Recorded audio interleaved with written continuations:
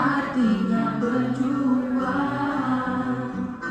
tanpa sesuatu pengorbanan.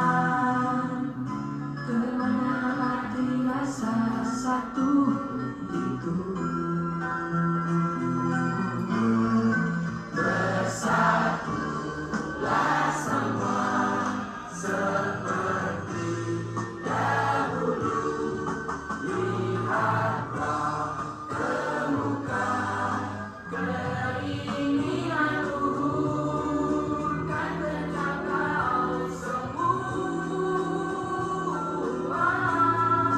Bersatulah semua seperti dahulu.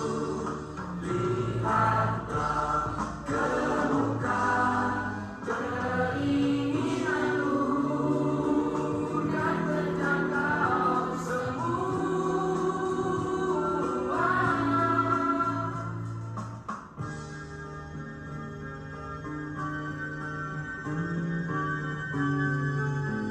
Cantik. Oke, silakan perkenalkan diri satu-satu. Silakan perkenalkan. Perkenalkan semua, nama saya Sofia Gina Putri. Kenalkan, nama saya Muhammad Raski. Saya Gali Permana Putra Winardi. Perkenalkan, nama saya Arsyandi.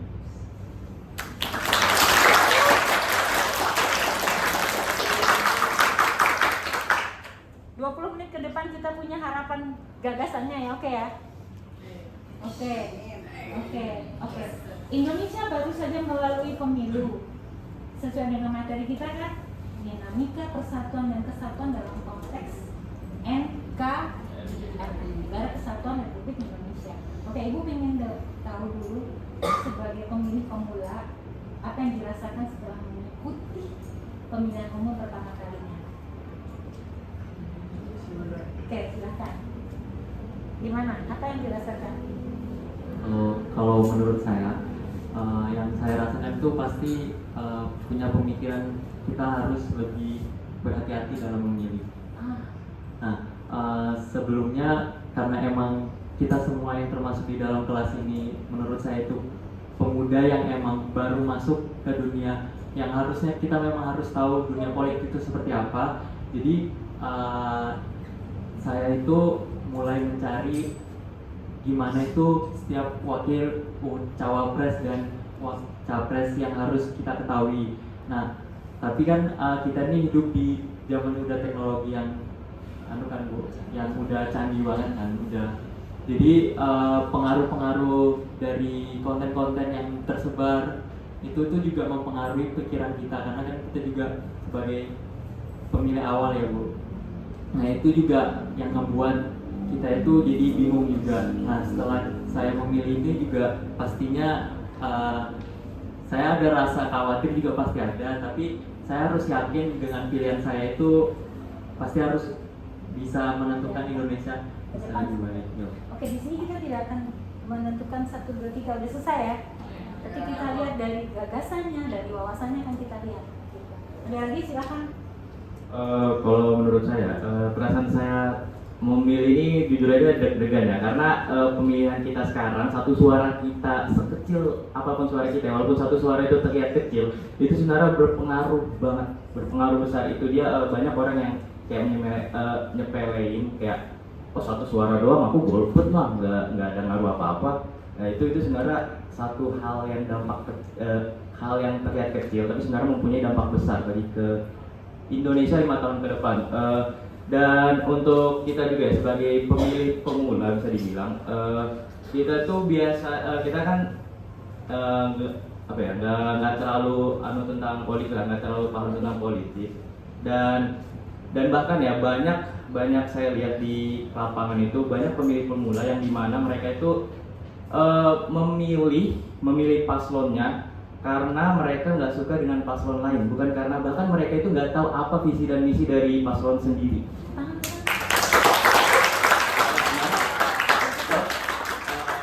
Sebenarnya kalau bisa dibilang ya puncak dari apa yang masalah atau apa yang dihadapi Indonesia itu sebenarnya dimulai dari SDM diri sendiri dulu. Kita mulai dari diri sendiri, dan itu bakal menentukan masa depan kita. Jadi ya gitu sih.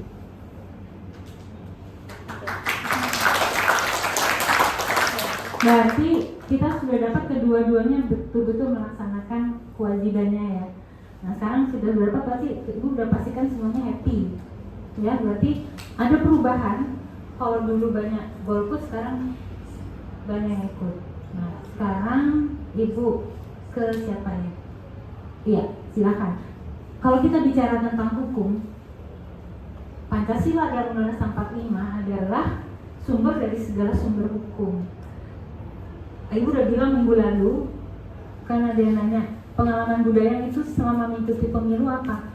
Oke, kalau ibu bicara jujur nanti harus terbuka. Persiapan sampai pelaksanaannya yang paling tidak sesuai Pancasila ya sekarang ini.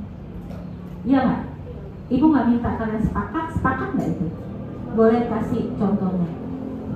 Contohnya aja yang kalian tahu ya, sekarang di maraknya di media sosial bahwa ada keputusan MK baru yang seharusnya yang seharusnya sendiri tuh keputusan itu tuh salah, dan mungkin banyak yang kalian ketahui, ada yang bilang ya udah itu kan karena baru jadi diperbarui lagi. Sebenarnya dari kita yang pemilih awam sendiri, kita tahu kalau misalnya itu salah, dan sebenarnya itu sudah ada di peraturan sebelumnya. Nah selain MK sendiri pun kita tahu banyak antara pemilih satu paslon yang satu dengan paslon yang lainnya itu ada terjadi kericuhan di Instagram, di Twitter, banyak banget ada hashtag-hashtag yang populer gitu. Nah itu sendiri itu telah melanggar Pancasila kita sendiri, yaitu persatuan Indonesia.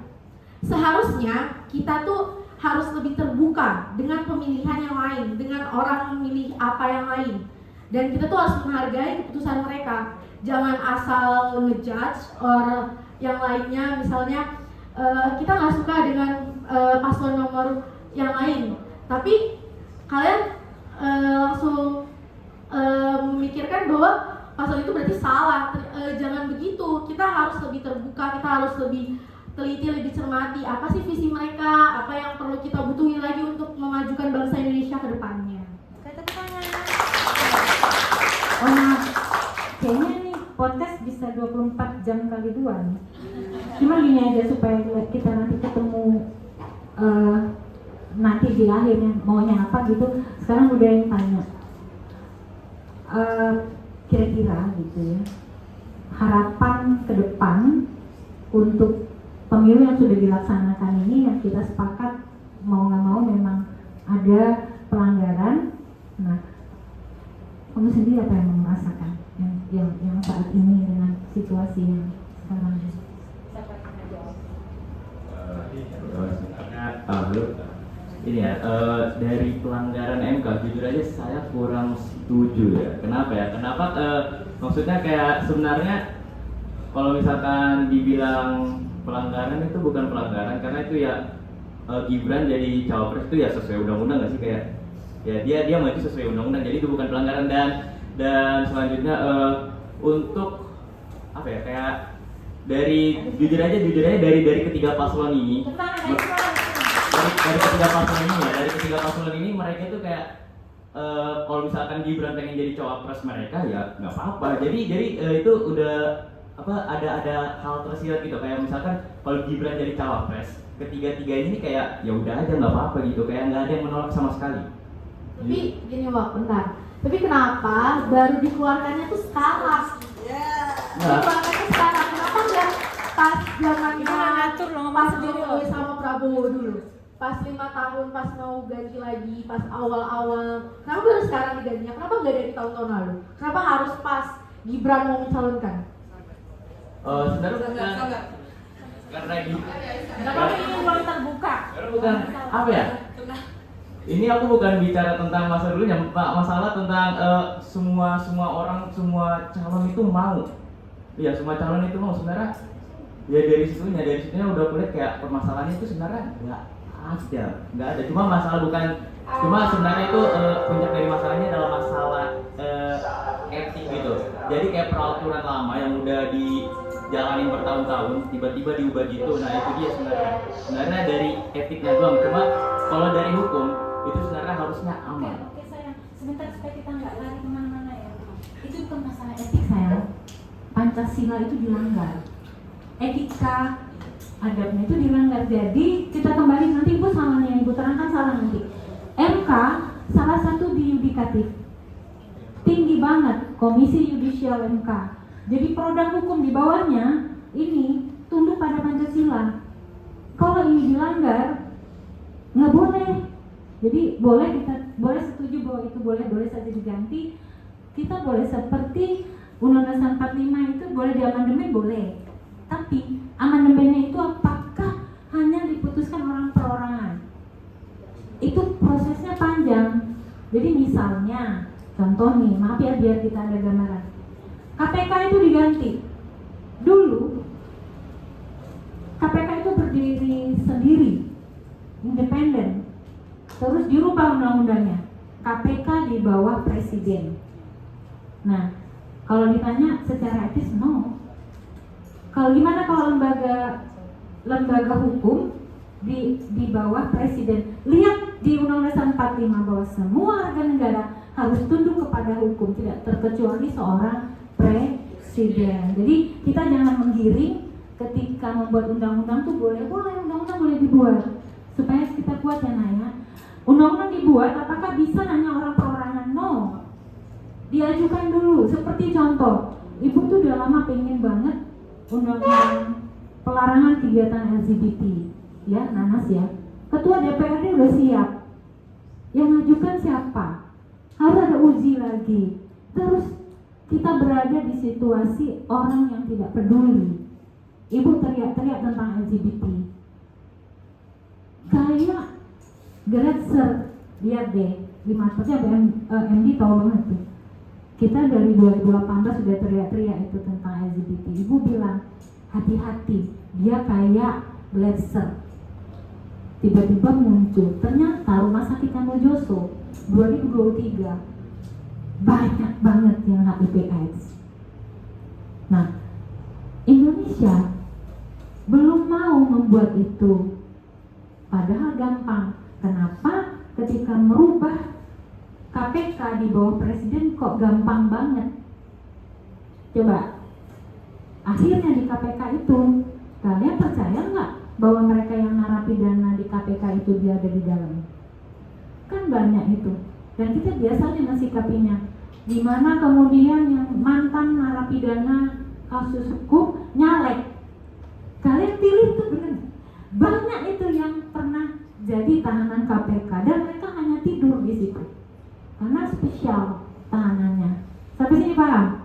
Makanya ibu kan sering bilang Indonesia dalam keadaan tidak baik-baik saja. Patokan ibu, ini dilanggar. Ibu nggak lihat kemana-mana, ini dilanggar. Pancasila dilanggar, Undang-Undang Dasar dilanggar. Sampai tadi, maaf yang sayang, kalau mengatakan sah itu sah. Sah untuk siapa? Karena membuatnya yang mengajukan tersebut, terpaksa ibu sebut ya tadi, yang mengajukan Gibran itu hanya satu orang mahasiswa yang mengajukan ke MK, satu orang. Kemudian tiba-tiba MK tidak tahu gimana prosesnya memutuskan Gibran bisa masuk karena usia. Kira-kira kok anaknya budaya yang umur 35 tahun anak budaya bisa nggak mengajukan? Itu dulu logikanya. Berarti dalam pusaran dia kan anak presiden. Oke, ibu tidak menjelekkan siapapun, tapi faktanya di sini. Ini lihat sini. Siapa yang menentang ini? Nggak ada yang menentang ini. Jadi maafkan ibu, 3 minggu yang ibu bilang, oke, kalau mau jadi pemilih, yang paling penting tuh rekam jejak, track recordnya. Terus tadi katanya teknologi ya, kita korban teknologi. Kita itu sekarang itu ada korban, kita nggak ada korban jiwa, nggak ada, tapi korbannya mindset kita diaduk-aduk. Makanya kan anak muda ditanya, kamu pilih siapa? Coba sampaikan 1 dari 4 kelebihannya apa? Nggak tahu. Lo nggak tahu gimana? Ya saya suka aja, bukan teman saya milih itu. Kalau ada 70 orang seperti itu, kira-kira Indonesia bisa lebih baik nggak? karena ikut-ikutan. Bu, ini nggak bisa Bu, kenapa? Karena memimpin Prof DKI aja dia nggak becus, apalagi mimpin negara. Coba deh rekam jejaknya dilihat dulu. Gitu. Jadi masalah bukan suka tidak suka, yang ada tuh fakta dan data. Ibu kembali lagi, anak-anak semua yang ibu sayangi. Nanti kalau udah lulus tadi siapa tadi? Sepa kan kepingin Indonesia lebih baik kan. Nah, siapapun yang terpilih, dia harus mempertanggungjawabkan visi misinya. Kalian yang memilih harus mendukung, kan gitu, ya. Jadi kuncinya kembali kepada Pancasila dan Undang-Undang 45. Ibu cuma sedikit meluruskan bengkoknya kita. Bagaimana produk itu dibuat? Itu atas kesalahan yang sangat besar. Harusnya dibuat, dimasukkan ke dalam sidang DPR, diputuskan sepakat untuk merubah, barulah diajukan. Jadi ini semua, ini nggak bisa berbuat apa-apa, dia tidak menentukan. Eksekutif ini tidak menentukan, tidak boleh perorangan. Eksekutif ini presiden hanya bisa memutuskan kalau sudah ada kesepakatan. Legislatifnya siapa? DPR. DPR-nya siapa di situ? Yang memutuskan itu kan kita nggak tahu. Nah terus anak-anak muda sekarang udah biar aja deh gitu. Kita kan baik-baik aja. Nah, itu. Saya mau menanggapi yang dikatakan. Dilanjut ya, nanti kita potong-potongannya itu kita sambung nanti. Ya, nanti. Yang dikatakan, yang kita bahas tadi antara Selvi dan Arsyandi itu, kalau menurut saya memang keputusan MK itu memang nggak betul ya. Tapi yang kita ketahui, keputusan MK yang harusnya itu tidak boleh dijalankan dengan sepihak, keputusannya secara sepihak, itu juga sebenarnya tidak diajukan kepada satu paslon aja yang kita ketahui, yang dimana paslon nomor 2 ya, Pak Prabowo sama Gibran. Nah, yang saya ketahui juga, nggak tahu ini benar apa enggak, saya beberapa lihat media dan konten di media sosial, nggak cuman dari paslon 02 yang menginginkan Gibran itu ingin jadi cawapresnya. Saya ada lihat juga dari paslon nomor 1 itu, dari Pak Anies juga sempat ada rumor yang dimana Pak Anies ingin mengajak bahwa Gibran ini ingin dijadikan sebagai cawapres oleh Pak Anies. Nah, menurut saya ketiga paslon ini tidak ada yang bisa disalahkan, ketiga-tiganya mempunyai kekurangan dan kelebihan. Nah, tergantung dari keyakinan kita juga. Memang setiap pemilih pemula itu juga terpengaruh banget sama media sosial ya. Dan yang kita ketahui banyak banget memang dari paslon nomor 2 ini sangat jor-joran untuk mengkampanyekan di media sosial, apalagi di kalangan kita ya, di media sosial. Itu tergantung dari keyakinan masing-masing.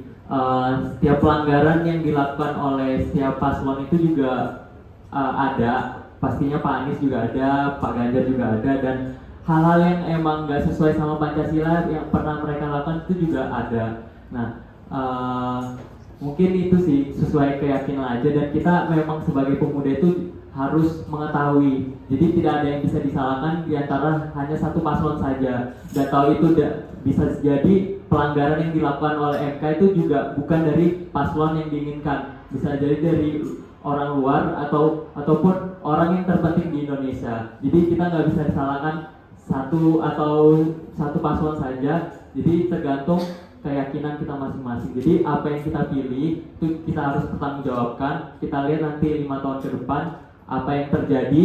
Kalau memang ada hal yang emang membuat Indonesia itu makin terpuruk, ya kita harus mempertanggungjawabkan itu. Apalagi kita sebagai pemilih yang memang kita pilih.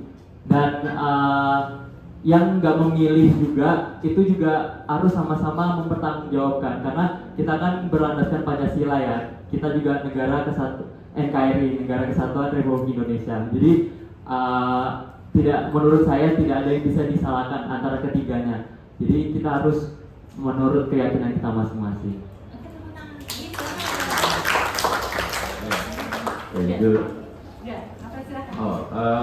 Dari pernyataan Raski, Jur, setuju karena ya itu aja yang dia bilang sebenarnya permasalahan ini sebenarnya bukan putusan MK tadi, kayak orang-orang atau pendukung-pendukung dari paslon lain yang kayak terus menyerang sebuah melanggar,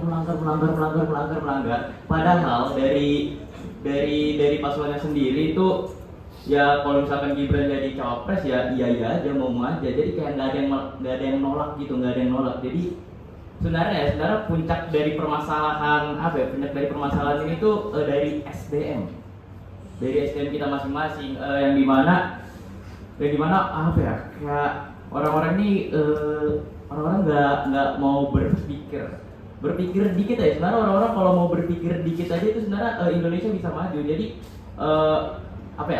juga ada orang-orang yang berpikir kayak pemerintah korupsi, pemerintah jelek, korupsi, bla bla bla, tapi dari diri sendiri itu pun apalagi kita ya sebagai pelajar ya teman-teman ya, itu kita sebagai pelajar itu ngelakuin sebuah kebohongan juga kan, korupsi itu sebuah kebohongan juga kan. Kita sebagai pelajar juga ya ngelakuin sebuah kebohongan yang menyontek gitu dan lain, itu sebenarnya hal kecil yang sekali lagi itu hal kecil sebenarnya berdampak besar banget. Jadi sebenarnya kalau ingin Indonesia maju itu mulai dari diri sendiri dulu. Kalau misalkan diri kita sendiri itu belum bisa bagus, belum bisa ya bagus ya kedepannya ya itu juga bakal susah. Jadi sebenarnya itu dimulai dari diri sendiri. Jadi kita nggak bisa nyalain pemerintah bla. Lihat diri sendiri dulu, introspeksi diri sendiri. Banyak orang yang nggak pengen lihat diri sendiri mereka karena mereka mengira, banyak orang itu mengira bahwa diri mereka itu udah di jalan yang benar gitu, padahal bisa jadi enggak gitu ya gitulah. Terima kasih, semangatnya dapat banget. Yang penting gini, kita jangan malas literasi, jangan malas melihat kondisi terus diam aja. Ibu ambil contoh, kalau dari siswa dicontohin, korupsi memang udah penyakit di Indonesia dan itu udah salah. Dari mana tingkatannya? Pertama, hukumnya nggak jalan. Ibu bilang tadi di KPK penuh, cuman hanya untuk kelihatan bahwa hukumnya jalan, tapi mereka nggak minat. Mau juga dimit, jadi apakah itu akan berhenti? No, sulit kalau tidak ada yang mau. Nah, jadi kalau mengatakan kalian punya peran untuk itu ya silakan gitu. Tepuk tangan untuk kita semua.